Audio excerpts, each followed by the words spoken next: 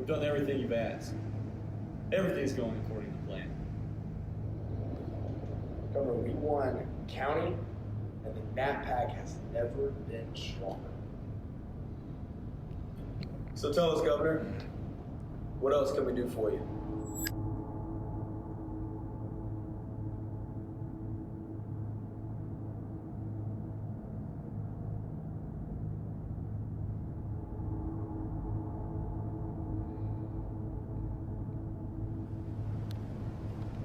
I got it from here. Welcome home to the Barracks Regular Podcast. Glad that you are here and glad that you can join me for this occasion. Thank you so much for having me. So, tell a little bit about yourself. What disabilities and what challenges do you face in the world today? Well, I personally, as a man with autism, I would say that most of my challenges tend to be either social or internal challenges, things I've had to work on for myself, as well as building a support group around me where I could feel like safe interacting with them. Does that make sense? Yeah, that makes sense. So, And it wasn't. now, Oh, sorry. Go on. what challenges you struggled with as a kid, but you overcame as an adult? The biggest one I would say was mainly when it came to my interactions with other people. I tended to be very naive when it came to how I perceived other people I interacted with, and it made me kind of gullible or easily tricked by others. And that was a big one. Another one was that I didn't really understand social cues or what was or wasn't usually acceptable. And that resulted in me being seen as like weird or awkward more often than not by others when I thought I was just behaving normally. I'd say those two are like the biggest things. Very interesting. I know, you are very passionate about, disability rights and advocacy Right. stuff. So, what would you like to see the lawmakers, change, and what do you personally try to fight for every year and every re-election season in terms of the policies you want to see in the disability community improve and change? Well, there's a few different ones, but the biggest ones I would say I would really like to see them make the whole SNAP benefits and social security policies become a lot more streamlined. As they are, they're intended to be like a system that acts as like a social safety net, including for people with disabilities. But in reality, the bureaucracy is often so difficult, or the systems are often so inconsistent, or sometimes just outright don't work, that it ends up resulting in people with disabilities like you and me running out of the programs that they're supposed to qualify for. And that's definitely a big one. Or for me, I'm stuck in those programs because I'm limited to what I can do and what I can add for funding. Right. So, and the challenges I'm in now is, finding jobs that I can actually do and, that I'm not sitting home just twiddling my That's so thumbs true. playing video games. So,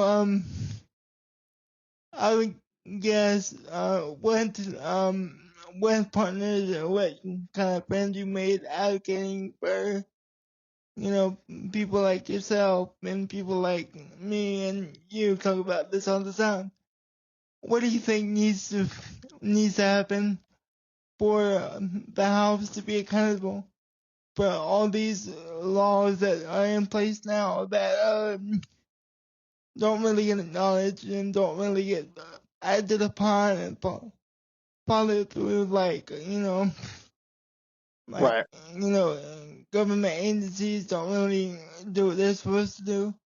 A lot of times we have to fight for that constantly. At least I know I do. So I would say, what are the biggest challenges you still have to fight for? That you made friends through those obstacles and what ways have you tried to impact those big hurdles and big scenarios? Biggest ones that I've come across mainly come down to people misunderstanding or like underestimating people with disabilities is probably the biggest one. They Yeah. either assume that people with disabilities either, for example, can't work, don't deserve to live a comfortable life, don't deserve to have relationships, don't deserve to have their decisions heard and have support. And the truth is that people with disabilities have um, many strengths and weaknesses in of themselves and capable of all different kinds of things depending on who the person is as an individual. So you can't paint every person with a type of disability with one stripe and assume that they all can't do something. And it's also very important to make sure that when we're considering how policies affect people, we want to take into account human dignity as the biggest thing, because there are policies that deliberately take away people's like decision making rights. For example, in certain cases, things like guardianships and conservatorships can go much too far and take away rights that have nothing to do with what the disability affects, and are really should be only Uh, considered as like an absolute last resort. yeah, that's yeah, that's one of my biggest one of my biggest ones as well, because I almost fell a victim into that, but luckily my daughter wouldn't sign up on mine, That's and very good. I'm glad to hear that. I can't imagine where I would be today if I followed through on it, because I was very conflicted, because I didn't know that you could not vote if, blah, blah. So it was like, I'm very glad I didn't do it. But, yeah, it was very, very difficult. And, going off of that, what would you tell a parent or a guardian member that's contemplating that decision? What would you tell a family that's contemplating, signing the basically their rights away to help ensure they're being taken care of? What I would tell them, both like the guardian in question and their, say, child, for example, is that there are other options they can try first. Like if they make decisions with support, like the child would, that would often cover all the Mm-hmm. gaps that guardianship would normally fill. And if they feel like that's not sufficient, then there are other systems such as being a representative payee if you are worried about their financial decisions, or, for example, a power of attorney if you're worried about their legal or medical decisions. So there are other options that still preserve the person's rights while also allowing someone who is used to making those decisions stepping in and helping to like make them on behalf of the person being supported. You don't necessarily have to go from nothing to go just jumping straight to guardianship. There are Yeah, other options available. and a lot of doctors don't know a lot of what's out there, so that's part of the obstacle as well, because it's like they just go off with what the world basically says and what the options are. But you have to look deep into like, disabilities stuff to find these options. So I would love to get your opinion on what do we do to make every option more vulnerable to the general public. Well, different people have different ways of contributing to it, but in my personal case, one thing I do is I'm developing a resource for people in South Carolina to learn about support decision making, as well as like power of attorney and representative payee rules. In addition, doctors and teachers, for example, professional staff like that, could make clear that guardianship would be like a last resort option after they tried other things first, and make clear that there are other things they can try first. And even if they Mm-hmm. aren't experts on them in their own right, they could point to people who are. For example, they could say reference a SIL or reference the support decision making website, and people could learn more about it themselves. Because we can't really expect um, teachers and doctors to necessarily know everything, but they should know enough to know how to like reference a resource to someone, right? Yeah, and that's what I totally agree upon because I can I can tell you the work that I try to do is I try to talk to the younger generation before they're told any different. So I try to like Right. start at a young age.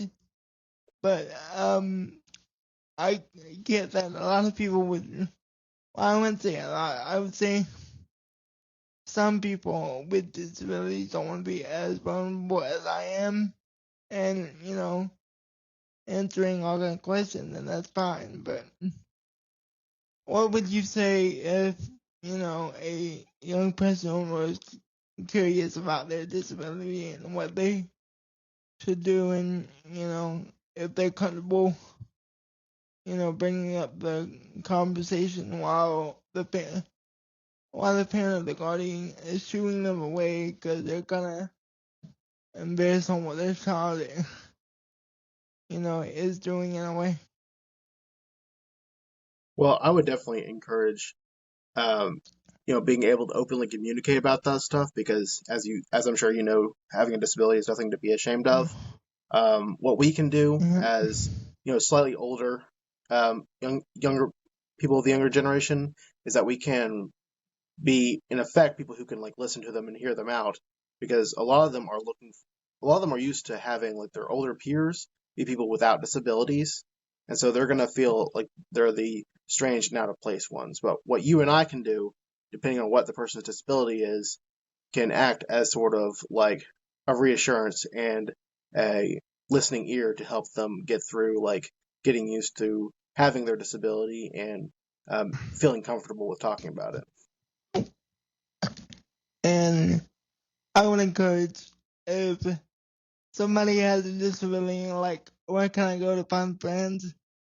I would encourage to find like groups on Facebook or your community, or find any platform disability centered around organization that you can be a part of, because I would say that it helps you be more confident in who you are, and I bet you can agree on this too. The more confident on who you are, you know, the better those circumstances are when you have to deal with awkward scenarios. Exactly. People are much more successful socially whenever they feel confident.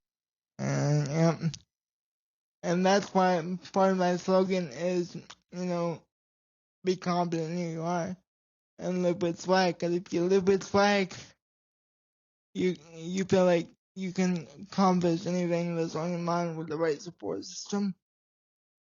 So, any final thoughts on what the biggest obstacles and what you would like people to be more involved in and their communities and stuff? Biggest thing for me is just like, and this goes for like disabilities and pretty much every other demographic, is to focus on preserving people's rights is the biggest thing. Yeah, and to add to that, I would, I would take it a step further, and I would be like fighting for your own rights, fighting for your friends, teaching them how to stand up for themselves. Because role model is the biggest thing that you can do in the world today. Because you never know who's watching you, and one bold move can make a big difference.